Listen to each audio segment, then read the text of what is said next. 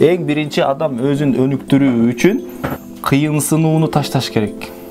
Мисал үчүн, адамдын ичинде бир нерсе бар да, бир фактор бар. Мисал үчүн, бул адам боло турган болсо, бул эми айталы, бул адам ичи да. Ушул адамдын ичинде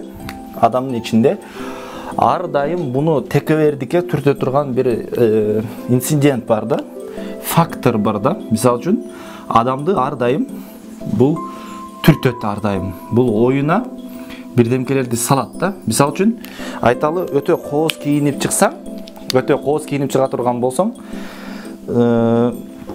өзүңдү ичиңден сезимдер келет да. Мен эң кыйынмын, менден башка адам жок деп, мисал үчүн, же болбосо башка кыздар да айталы. Мисал үчүн, кыздар дагы өтө кийинип чыга турган болсо, кооз кийинип чыга турган болсо, көчөдө кетип атканда өзүңө сезим келет да.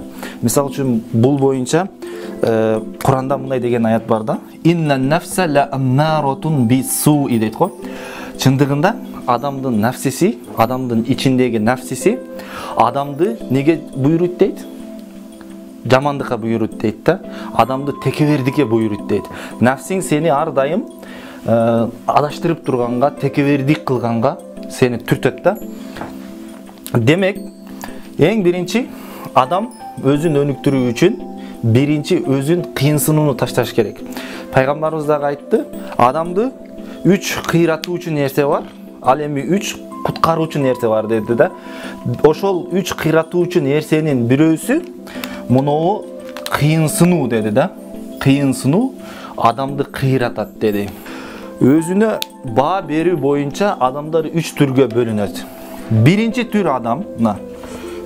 түр адамдар, булардын деңгели, өзүнүн деңгели мисал үчүн төмөн да, бул жакта. Өзүнүн деңгели бул жакта, а бирок алар өздөрүнүн деңгелин көтөрүп алышат.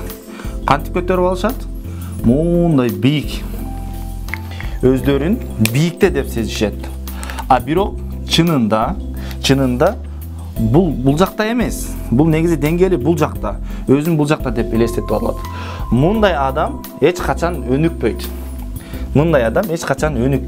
Эми экинчиси тескерисинче да.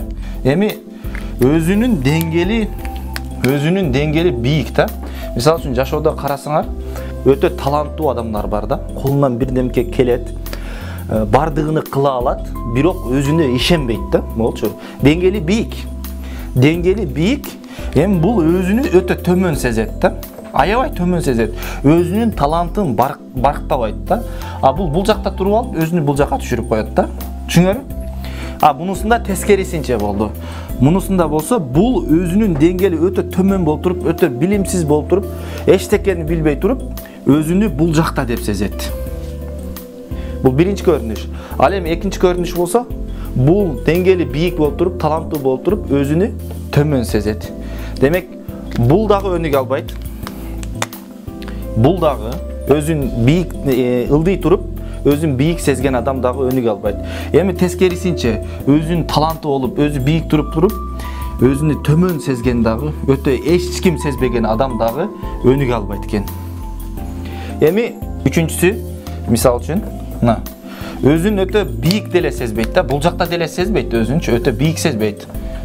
Адамдардын үстүнө чыгарып албайт да өзүн. Бул эми өзүн орточо сезет. Бирөөдөн өзүн кыйын деле сезбейт, бирөөдөн өзүн ашыра деле мактабайт, бирөөдөн төмөн деле сезбейт, бирөөдөн бийик деле сезбейт да. Эми бул адам өнүгөт.